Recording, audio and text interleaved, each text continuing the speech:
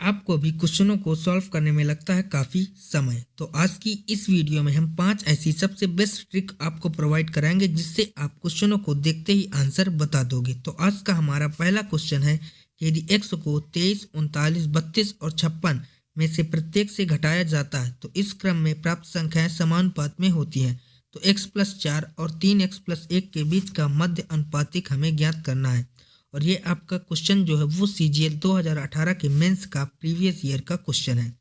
आपके एग्जाम में क्वेश्चन सिर्फ और सिर्फ यहीं तक आता है क्योंकि यह CGL का क्वेश्चन है, इसलिए यह एक्स्ट्रा ऐड यहाँ पर हुआ है। तो यहाँ पर हम पूरा क्वेश्चन आपको सॉल्व कराएंगे। तो यहाँ पर इस प्रकार का जो क्वेश्चन है वो आपको हर एग्जाम्स में देखने को मिलेगा और इस क्वेश्चन को सॉल्व करने की हम आपको बताएंगे सबसे बेस्ट ट्रिक। तो यहाँ पर आपकी ट्रिक यह है कि जो दो संख्या है 4 की, यहाँ पर संख्या है 4, इन दोनों को आपको करना है दो पार्ट में डिवाइड। तो यहाँ पर एक संख्या हो जाएगी 23 और 39, ये एक तरफ हो जाएगा और एक तरफ रख लेंगे हम 32 और 56 को।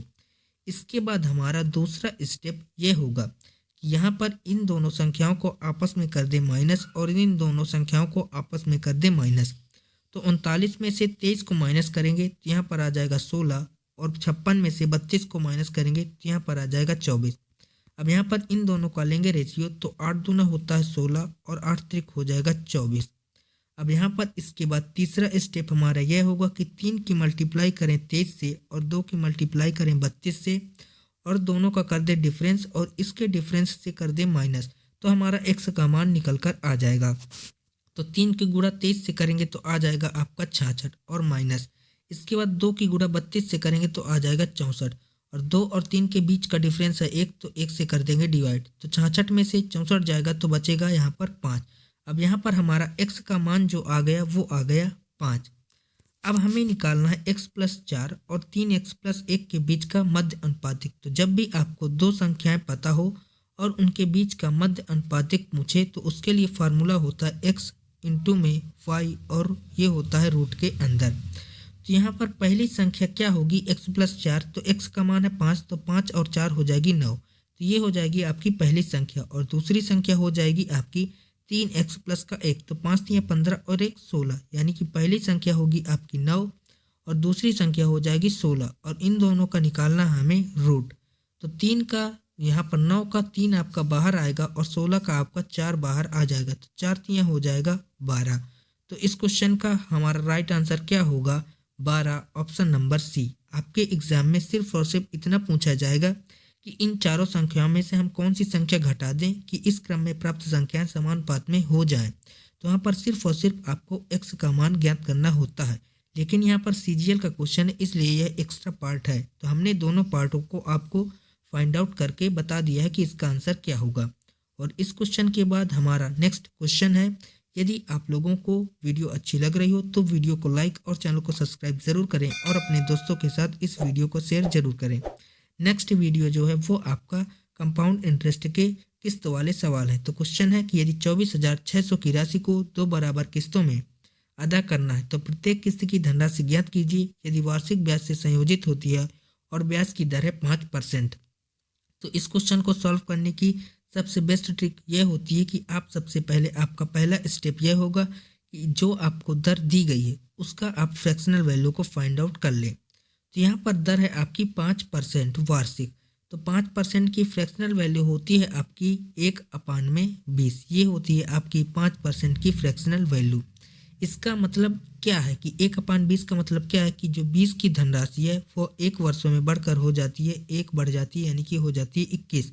तो यहाँ पर जो किस्त का मान होगा वो होगा 21 का मल्टीपल। तो 21 का मतलब होता है आपका 7 गुणा 3, यानी कि जो भी आंसर होगा वो 7 का और 3 का मल्टीपल होगा। तो यहाँ पर हम इन चारों ऑप्शनों में 7 का मल्टीपल चेक कर लेंगे।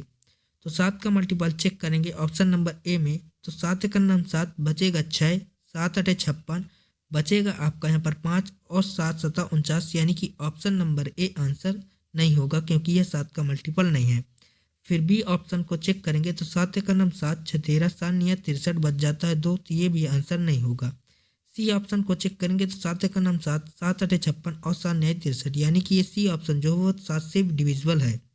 इसके बाद डी को चेक करेंगे तो 7 का नाम 7 7 9 63 और यहाँ पर डी बचता है 12। तो यहाँ पर ये भी आंसर नहीं होगा। तो 7 का मल्टीपल सिर्फ और सिर्फ ऑप्शन नंबर सी है, जो कि यहाँ पर 13,230 रुपये है। तो इस क्वेश्चन का राइट आंसर हमारा क्या होगा? 13,230, option number C. I hope कि आपको यह क्वेश्चन बहुत ही अच्छी प्रकार से समझ में आ गया होगा।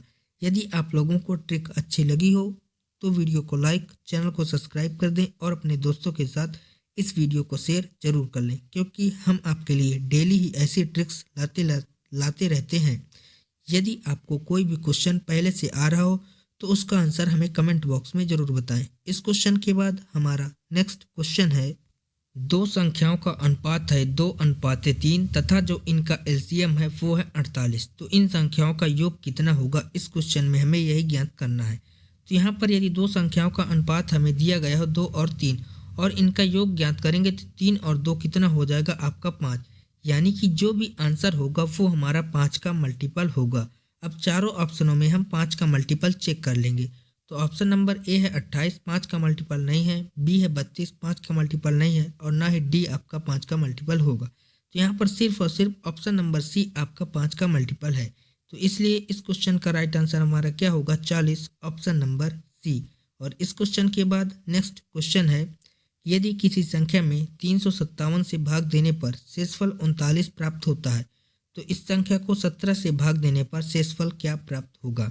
तो इस क्वेश्चन को सॉल्व करने की सबसे बेस्ट ट्रिक यह होती है कि जो आपको शेषफल दिया गया हो उसी में से उस संख्या का कर दें भाग।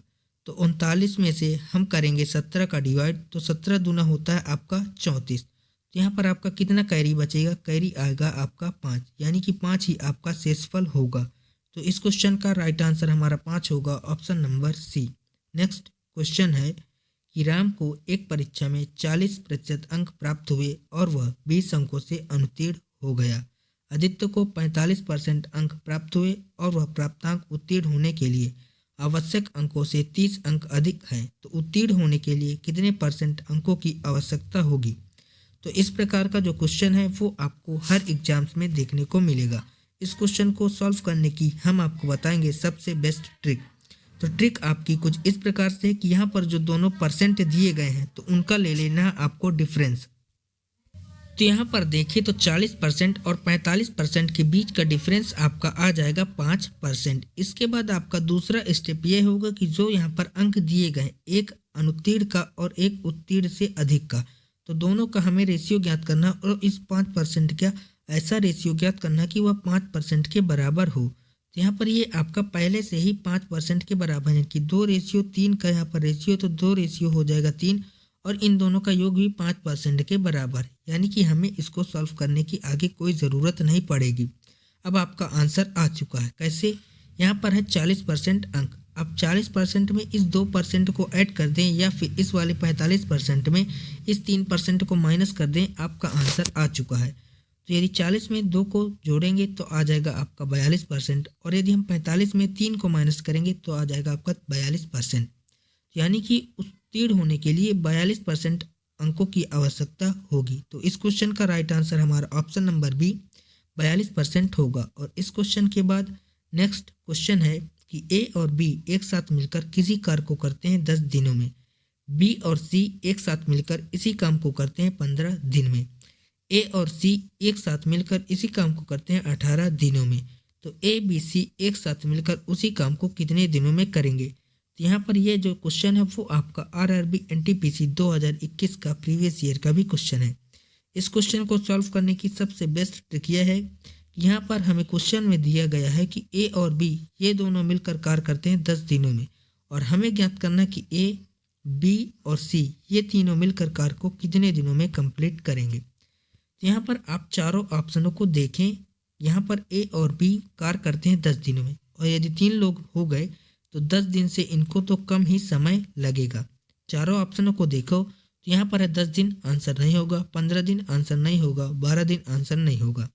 10 दिन से कम सिर्फ और सिर्फ एक ऑप्शन है, इसलिए इस क्वेश्चन का राइट आंसर हमारा क्या होगा? 9 दिन, ऑप्शन नंबर बी। और इस क्वेश्चन के बाद नेक्स्ट क्वेश्चन है कि जब किसी संख्या में 47.5% की वृद्धि होती है तो परिणाम 590 होता है। तो संख्या को हमें ज्ञात करना है। तो आप यहाँ पर देखिए, यदि किसी संख्या में 47.5% जोड़ा जाता है यानी वृद्धि की जाती है तभी उसका मान 590 होता है। यानी कि जो 100% यानी कि जो संख्या है वो आपकी 590 से तो छोटी ही होगी। तो यहाँ पर 590 से छोटी सिर्फ और सिर्फ एक ही संख्या है, बाकी ये तीनों ऑप्शन 500 से 90 से बड़े हैं। इसलिए इस क्वेश्चन का राइट आंसर हमारा ऑप्शन नंबर ए 400 हो जाएगा। और इस क्वेश्चन के बाद आज का हमारा जो लास्ट क्वेश्चन है, इस क्वेश्चन का आंसर आप लोगों को हमें कमेंट बॉक्स में बताना है। सो आज की यह वीडियो आप लोगों को कैसी लगी, ट्रिक्स कैसे लगे, ये हमें कमेंट बॉक्स में ज़रूर बताइएगा। यदि आपका कोई भी क्वेश्चन है तो वो भी हमें कमेंट बॉक्स में बता दीजिएगा, हम उसकी बेस्ट ट्रिक आपको प्रोवाइड कराएंगे। तो आज का वीडियो यहीं तक, वीडियो हमारा एंड होता है। चलिए दोस्तों, मिलते हैं नेक्स्ट वीडियो में, तब तक के लिए जय हिंद, वंदे मातरम।